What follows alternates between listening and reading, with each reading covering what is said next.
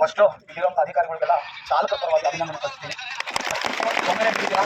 ನಾವು ಸಾರಿಗೆ ಇಲಾಖೆಗೆ ಹಲವಾರು ಬಾರಿ ಮೇಡಮ್ ಮುಖಾಂತರವಾಗಿರ್ಬೋದು, ಮಿನಿಸ್ಟರ್ ಮುಖಾಂತರವಾಗಿರ್ಬೋದು, ಪ್ರತಿ ಸಲನೂ ಕೂಡ ನಾವು ಮನವರಿಕೆ ಮಾಡ್ಕೊಂಡಿದ್ದೀವಿ. ಆದರೆ ಇವತ್ತಿನ ಹೋರಾಟ ಒಂದು ವಿಭಿನ್ನ ಒಂದು ಕಾರಣ ಏನಂತ ಹೇಳಿದ್ರೆ, ಸಾವಿರಾರು ಜನ ಹೊಟ್ಟೆ ಹಾಸ್ಕೊಂಡಿರೋರಿಗೆ ಇವತ್ತು ಅನ್ನದಾತ ನೀವು ಅದೇ ಸರ್, ನೀವು ಊಟ ಕೊಟ್ಟಿಲ್ಲ ಅಂದ್ರೆ ಪರವಾಗಿಲ್ಲ, ನಮ್ಮನ್ನು ಶಾಂತಿ ಕಲ್ಸ್ಕೊಡಿ, ಅದಕ್ಕೆ ನಾನು ಹೆಮ್ಮೆ ಪಡ್ತೀನಿ.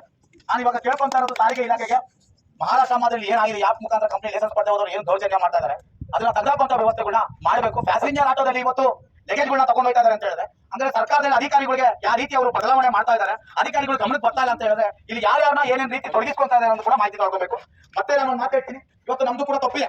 ಅವ್ರು ಕೊಟ್ಟಾರಂತ ಕಮಿಷನ್ ಜಾಸ್ತಿ ಕೊಟ್ಟು ಅವನ ಹತ್ರ ಸೇರ್ಕೊಂತಾ ಇದೀವಿ, ಇಲ್ಲ ಅವನ ಹತ್ರ ದುಡಿಮೆ ಇದ್ದೀರಾ, ಅವನ ಹತ್ರ ಬಾಳ್ತಾ ಇದೀವಿ. ಸ್ವಲ್ಪ ಜನ ಅಧಿಕಾರಿಗಳು ನಾನು ಹೋಗಿ ಮಾಹಿತಿ ಕೊಡೋರು ಹೇಳ್ತಾರೆ, ನೀವು ಯಾಕಪ್ಪ ಅವ್ರ ಹತ್ರ ಅವಲಂಬಿಸ್ಕೊಂಡಿಲ್ಲ, ನೀವು ಸರಿ ಇಲ್ಲದಾನೆ ಅವನಿಂದ ಹೊರಗಡೆ ಅಂತ ಬಂದ್ಬಿಡಿ ಅಂತ. ನಾನು ಒಂದೇ ಹೇಳೋದು, ನಮಗೆ ಗೊತ್ತಿಲ್ಲ, ಓದು ಬರ ಗೊತ್ತಿಲ್ಲ, ಗೊತ್ತಿಲ್ಲ ನಮ್ಮಂತವ್ರು ನಾವು ಇವತ್ತು ಆನ್ಲೈನ್ ಸಂಸ್ಥೆಗಳ ಮೇಲೆ ಅವಲಂಬಿಸ್ಕೊಂಡಿದ್ವಿ. ನೀವು ಅದನ್ನ ಧಿಕ್ಕರಿಸ್ಬಿಟ್ರೆ, ತೆಗೆದಾಕ್ಬಿಟ್ರೆ, ಪ್ಲೇ ಸ್ಟೋರ್ ತೆಗೆದಾಕ್ಬಿಟ್ರೆ ನಮ್ಮ ಜೀವನ ನಾವು ಕಟ್ಕೊಳ್ಳೋ ಶಕ್ತಿ ನಮ್ಗಿದೆ. ಮತ್ತೆ ಒಂದು ಮಾತಾಡ್ತೀನಿ, ಆಪ್ ನ ತೆಗೆದಾಕುವಂಥದ್ದು ಅವ್ರ ಮೇಲೆ ಕ್ರಮ ತಗೊಳ್ಳೋಂಥ ವ್ಯವಸ್ಥೆ ಮಾಡಿ.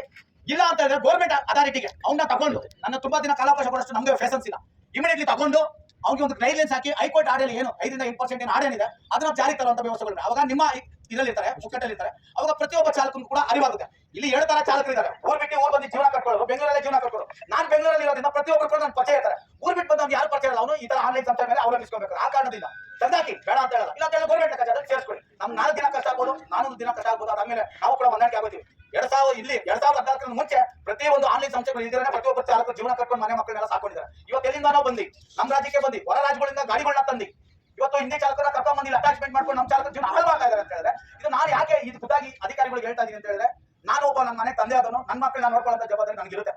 ಇಲ್ಲ ಅಂತ ಹೇಳಿದ್ರೆ ನಮ್ಮ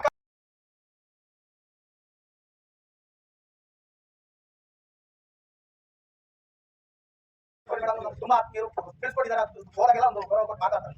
ಇಷ್ಟು ವರ್ಷ 2021 ಸ್ಟಾರ್ಟ್ ಆಗಿರುವಂತ ಈ ಸಂಸ್ಥೆನ ನಾವು ಸತತವಾಗಿ ಹೋರಾಟ ಮಾಡ್ಕೊಂಡ್ ಬರ್ತಾ ಇದ್ವಿ.